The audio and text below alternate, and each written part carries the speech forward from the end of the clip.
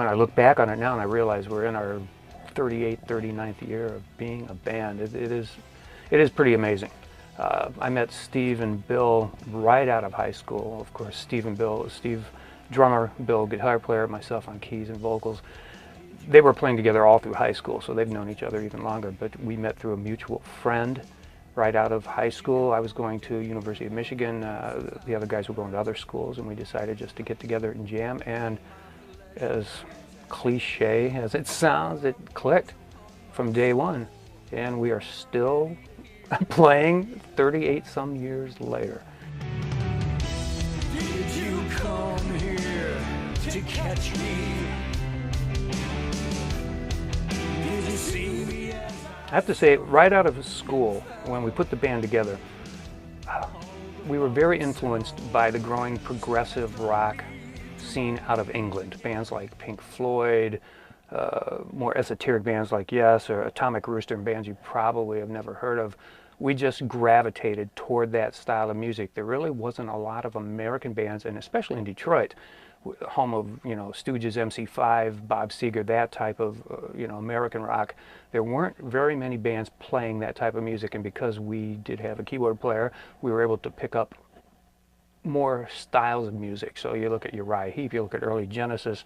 So we kind of started off in that genre. We came out of the 60s and, and the hippies out of that generation and went into the 70s, and it was a wild and crazy time, and we fell right into it.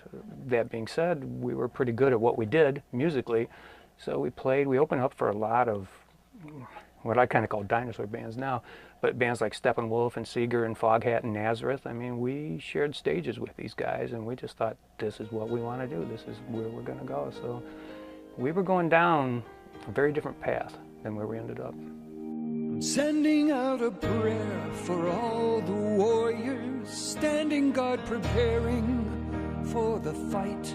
I'm praying. It's a very interesting story, but it's a little too long to tell people with how we became a Christian band. Easiest thing to say is God reached down and slapped me upside the head. And two things happened. I met Jan, the woman who was to become my wife, one night, and she said she knew from the moment she met me that I was meant to be her husband, but she couldn't take me the way I was. It's just to show you what a different personality I was back then. She actually went to an open Catholic church. She's not Catholic, but went to an open Catholic church on the campus of Eastern Michigan University, and went in there. She said she got down on her knees and gave me over to God. And she said, I know this is a man I'm supposed to marry, but I can't, the way he is. And that was in probably 1978, and about a year later, I got born again. I'm not going to go through those little steps. If you ever want to talk about it, I'd be glad to, but I changed my life around. And I thought, man, I got to be very careful about what I'm doing now. Well, that was the first part of the slap. The second part of the slap was it turned out that I had a hole in one of my vocal cords, and it began to get worse and worse and worse. And I was having more and more problems singing a lot of the stuff we were doing. So I had it looked at by a surgeon, and he says, yeah, that's called a congenital cyst. You've had it since you were born. We can go in there and fix it. And I said, okay, well, I might as well do that and just try to get over this thing. Went in, had the surgery. 6 weeks after the surgery, we had actually hired a lead vocalist so we could keep playing because I couldn't talk. Well, 6 weeks after it, I still couldn't talk. I couldn't do very much at all vocally. And so, asking the doctor, so when can I start singing? And he looked at me and he goes, what do you mean singing? I said, well, I'm the lead singer of a band. And he goes, I thought you were the leader of a band. This is an older gentleman. He thought I was a band leader. He says, I never would have done that surgery if I knew you sang for a living. Believe me, man, that was like, are you kidding me? And so that really took me down. And, we just had to give my whole life over to God at that point. I said, Lord, what is this supposed to do? What am I supposed to do with this now? Well, long story short, a couple years after that, I actually won a singing competition. I stopped singing a lot of the tunes that were negative, both in their presentation, their lyrics, and that were detrimental to the way I could sing. My range has changed, the timbre of my voice changed, but we decided at that point, you know what?